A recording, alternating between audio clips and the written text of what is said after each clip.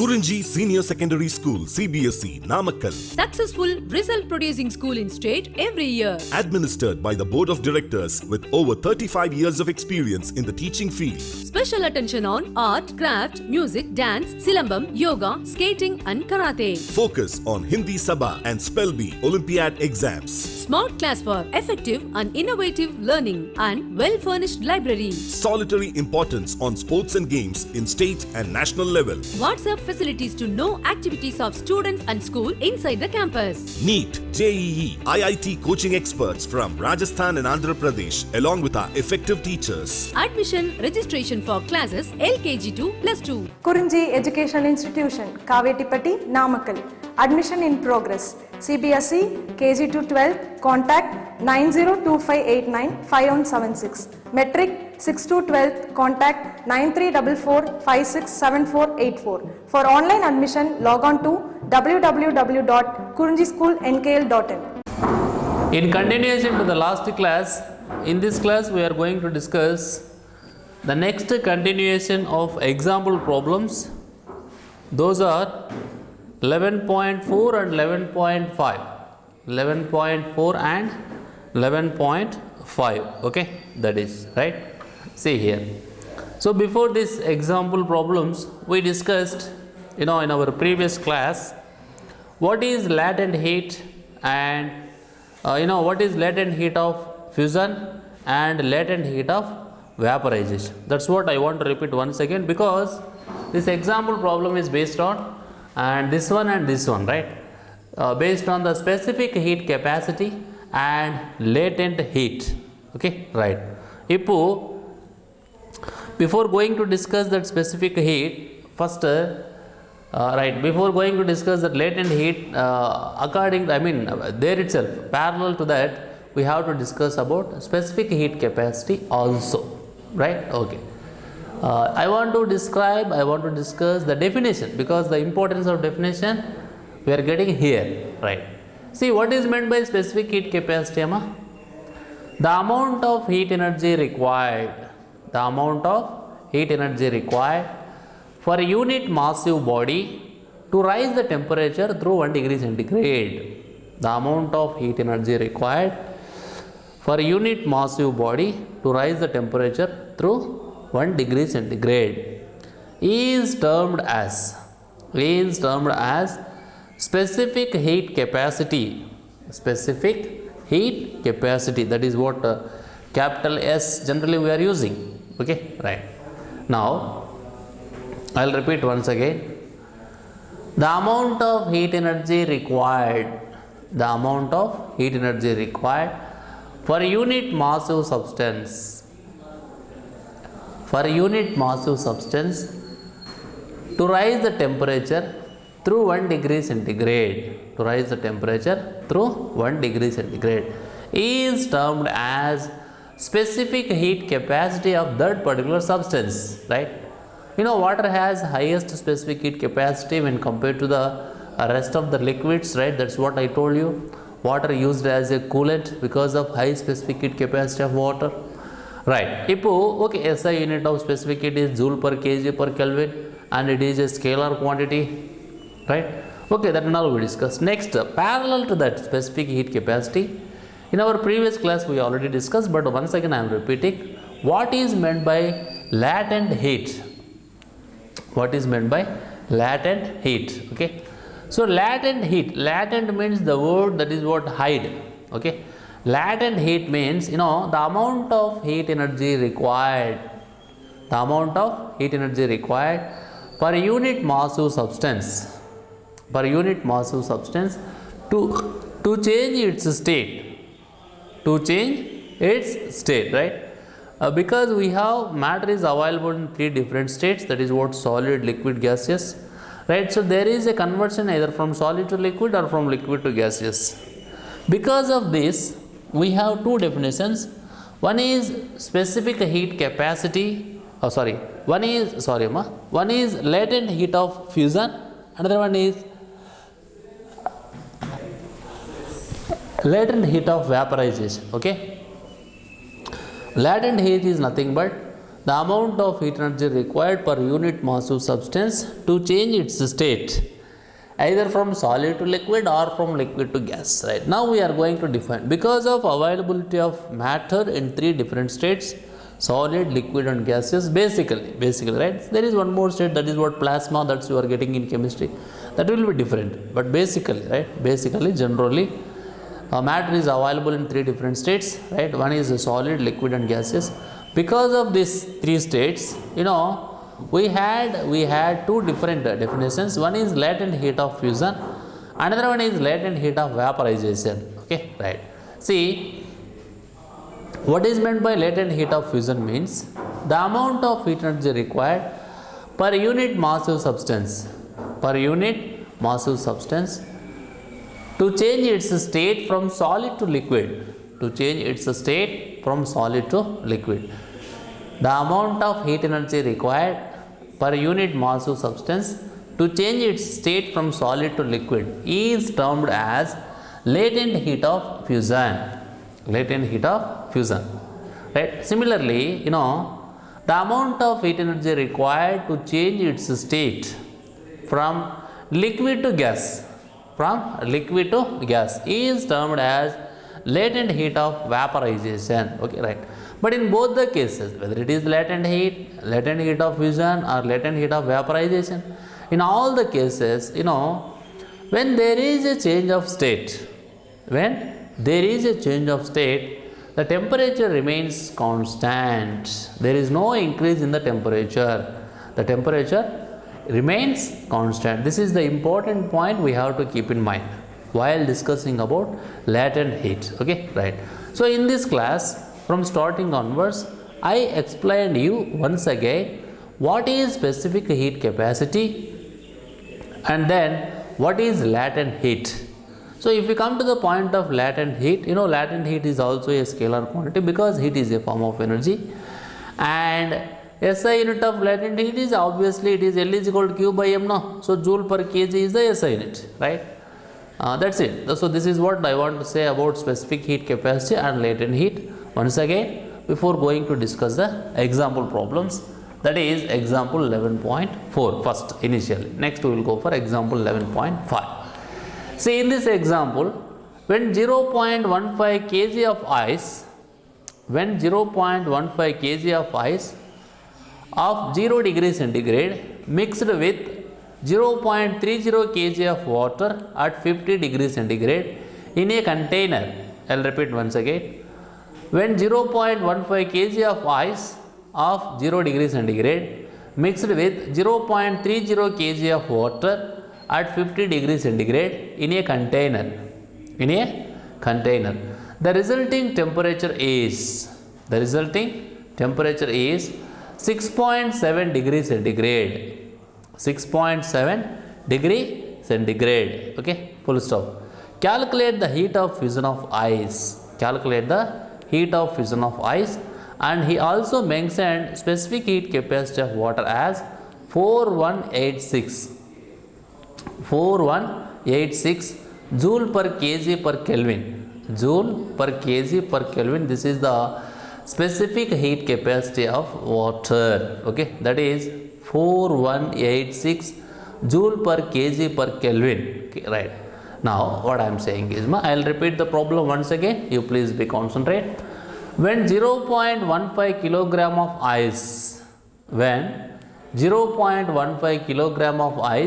of 0 degree centigrade mixed with 0.30 kg of water at 50 degrees centigrade in a container, the resulting temperature is 6.7 degrees centigrade. Full stop. Calculate the heat of fusion of the ice. Specific heat capacity of water will be as given 4186 joule per kg per Kelvin. Okay, ma? Right. See the answer.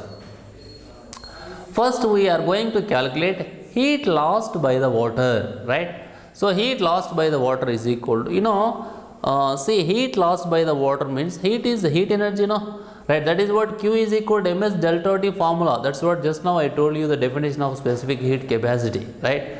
So there itself the formula for specific heat capacity the formula to calculate heat energy, right? When there is a change in temperature, the formula to calculate heat energy will be ms delta T. That's why here heat lost by water is equal to MSW theta F minus theta I. See, that is what final temperature minus initial temperature of water. Okay, right. Now we are going to substitute the values, because M means that is what here. I didn't write the values here, but I have written final value. That's what we are going to get. Okay. See, what are the values we have to write here according to the given question, right? See, heat lost by water. Here, what are the values we have to write? Mass of the water, that is 0.3 kg into specific heat of water means 4186, and theta F means 50 degrees centigrade minus theta I means 6.7 degrees centigrade, right? Right. So by writing all those values in place of this formula, in place of this English letters, if you substitute the numerical values, finally you are going to get 54,376.14 joule. 54,376.14 joule. This is the heat lost by water. Now, next, heat required to melt ice. This is what the next step, second step. Heat required to melt ice is equal to M2 into LF, right? See, what is the M2 here? M2 into LF. See, LF, that is what M2 into LF. My M2 is 0.15 kg, that is recording the ice into LF. That's what we will see. We are going to calculate. That's why same as it is, right? Okay. Next, heat required to rise the temperature of ice, right? Heat required to rise the temperature of ice water to final temperature. Heat required to rise the temperature of ice water to final temperature. See, here also when there is a temperature difference, the formula will be ms delta T, right?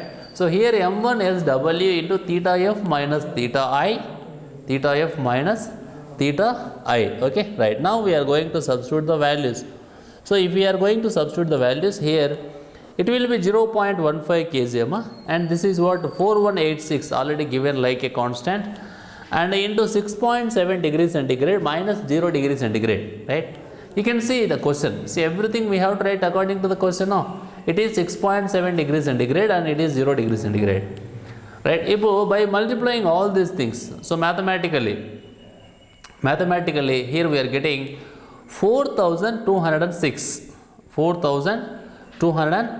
That is what here heat water to final temperature, right? What is the answer we are getting here? 4,206.93 joule. This is what we got. Heat required to rise the temperature of ice water to final temperature, right? If after completion of this, principle of calorimetry, that is what method of mixtures. Heat lost by hot body is equal to heat gained by a cold body. Heat lost by a hot body is equal to heat gained by a cold body, right? See here. See, heat lost by a hot body is equal to heat gained by a cold body, right? In place of heat lost, we have tried this one. But what we have tried in place of heat lost? This is the heat lost. 54,376.14 joules we have to take on left hand side. Adukapram next right hand side we have to take this one plus this one. Say 0.15 kg into LF plus 4,206.93. So according to the previous steps I am telling, right? Okay, so by writing this one to the left side and this one, so sum of these two on the right hand side, okay? So one side is heat loss, another side is heat gained. By writing like that, mathematically if we are going to solve that step, we are getting LF, that is what he is asking, latent heat of fission of ice, that's what we are getting as 3.34 into 10 to the power of 5 joule per kg. 3.34 into 10 to the power of 5 joule per kg. Okay, right. Next. Example 11.5. Next continuation example problem, right? Calculate the heat required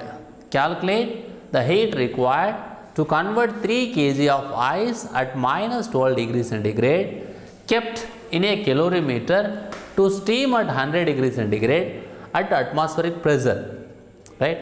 So the experiment is going on, the problem is going on at atmospheric pressure. So keep in mind, calculate the heat required to convert 3 kg of ice.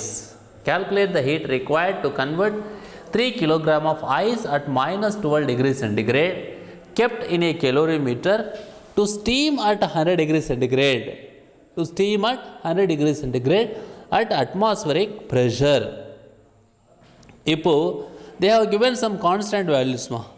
So அது என்ன constant value? See here, specific heat capacity of ice, that is what 2100 joule per kg per Kelvin, and specific heat capacity of water, that is 4186 joule per kg per Kelvin, and latent heat of fusion of ice 3.35 into 10 to the power of 5 joule per kg, and latent heat of steam, that is what 2.256 into 10 to the power of 6 joule per kg, right? That is what. See, these are the values they have given. Specific heat capacity of ice, specific heat capacity of water, latent heat of fusion of ice, latent heat of steam. So these are the 4 constant values they have given. Now next answer, see here, we have what we have, mass of ice m is equal to 3 kg, and specific heat capacity of ice, that is what S ice is equal to 2100 joule per kg per Kelvin. Specific heat capacity of water SW is equal to 4186 joule per kg per Kelvin, right? So these are the values they have given, and they have given one more value, that is what latent heat of steam, that is 2.256 into 10 to the power of 6 joule per kg also, okay, right? Now we are going to substitute. See the next step, what we are going to face. See, latent heat of fusion of ice already given, that is what 3.35 joule per kg, 3.35 into 10 to the power of 5, right? Order of magnitude, that is what 3.35 into 10 to the power of 5 joule per kg.